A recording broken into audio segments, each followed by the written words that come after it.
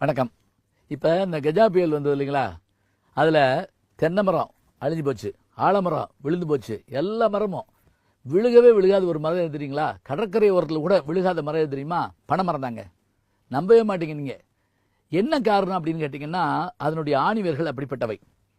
இந்த பனைமரத்துடைய பெருமையை நம்ம நிச்சயமாக உணர வைக்கணும். பனை வாரியம்லாம் அமைச்சு பார்த்தாங்க, வாரியம் தான் அமைச்சாங்க, அதுக்கு மேலே என்ன ஆச்சுன்னு நமக்கே தெரியல. இந்த பனைமரங்கள் நம்முடைய சுதந்திரத்துக்கு முதல்ல இந்தியாவில் 110 கோடி பனைமரங்கள் இருந்திருக்கு. அப்போ நம்ம எவ்வளோ பேர் இருந்தோம் அப்படின்னா, நம்ம 30 கோடி பேர் தான் இருந்திருக்கோம். பாரதியார் சொல்கிறாரு, 30 கோடி பேர்களும் நாய்களோ பன்றி சேய்களோ அப்படின்னு கேட்குறாரு. அப்போ நம்ம 30 கோடி, பனைமரம் 110 கோடி. இன்னைக்கு அப்படியே உல்டாவாகி போச்சு. நம்ம 130 கோடி, பனைமரம் என்னாச்சு 10 கோடி. என்ன பண்ணோம்? அதனுடைய அருமையை நம்ம தெரிஞ்சுக்கிறாம போயிட்டதுனால அதை நம்ம வளர்க்குறத தவறிட்டோம். பாருங்க, சேரர்களுடைய கொடியில் இருந்தது பனைமர கொடி தாங்க. இன்னும் சொல்ல போனால் பணம் பூ தான் வச்சிருந்தான். விற்கொடி வச்சிருந்தாவன் பணம் பூ தான் அவனுக்கு இருந்தது. பாண்டியனுக்கு வேப்பம்பூ, சோழனுக்கு ஆத்திப்பூ, சேரர்களுக்கு பணம்பூ. இப்போ இந்த பனைமரத்தினுடைய தன்மை எடுத்து பார்த்தீங்கன்னா, மரம் பயன்படும், ஓலை பயன்படும் குடிசைக்கு போடுறதுக்கு, நுங்கு பயன்படும், பதநீர் பயன்படும். சின்ன பிள்ளையா இருக்கப்ப யாரும் எதுவும் வாங்கி தர மாட்டாங்க, பொம்மையெல்லாம் நாங்களே எல்லா பொருளும் செய்வோம். உதாரணமாக காத்தாடி செய்வோம்.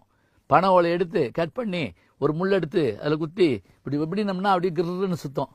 அதில் சில பேர் டெக்னாலஜியை பயன்படுத்துவாங்க. எப்படி தெரியுங்களா? கொஞ்சம் சுண்ணாம்பும் கொஞ்சம் வண்டி மை கொண்டு தடவிப்பாங்க.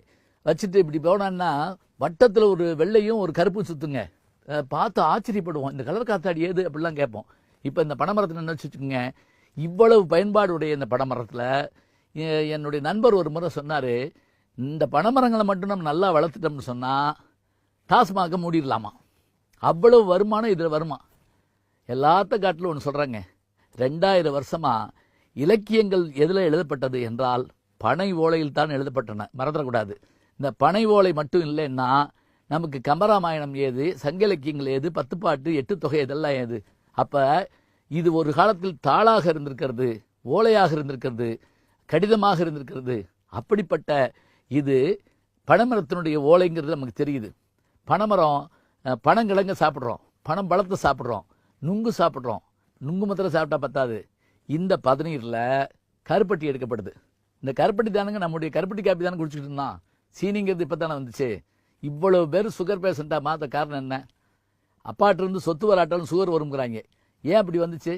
அதுக்கு காரணம் என்னன்னா, நாம் ஜீனியை பயன்படுத்துறது தான். வேம்பார் கருப்பட்டி நீங்கள் போய் பாருங்கள். அந்த வேம்பார் கருப்பட்டி இன்றைக்கு உடல் நலத்துக்கு எவ்வளோ நல்லா இருக்குது. அதுவும் களிக்கிண்டி அந்த கருப்பட்டியை நுணுக்கி நல்லெண்ணெய் ஊற்றி வெந்தயக்களியில் போட்டு சாப்பிட்டீங்கன்னா இங்கேருந்து இங்கே வரைக்கும் வயிற்றில் புண்டு இருந்தால் சரியாக போகுங்க. இவ்வளவு பற்றிய மருத்துவம் நம்மகிட்ட இருக்குங்கிறப்ப நம்ம விடலாமா? அப்போ கருப்பட்டியை மறந்துடாதீங்க. திடப்பொருள் லிக்விட் ஃபார்மில் இருக்கக்கூடிய பதநீரை மறந்துடாதீங்க. நுங்கு செமி சாலிட் மாதிரி இருக்கும், அப்படி எடுத்து போட்டு அந்த இதில் சாப்பிட்டு போடுறது. இவ்வளவு விஷயம் இருக்குன்னு சொன்னால் பனைமரங்களுடைய பெருமையை நாம் பாரறிய செய்ய வேண்டும். ஏனென்றால் அவை நமக்கு சொந்தமானவை.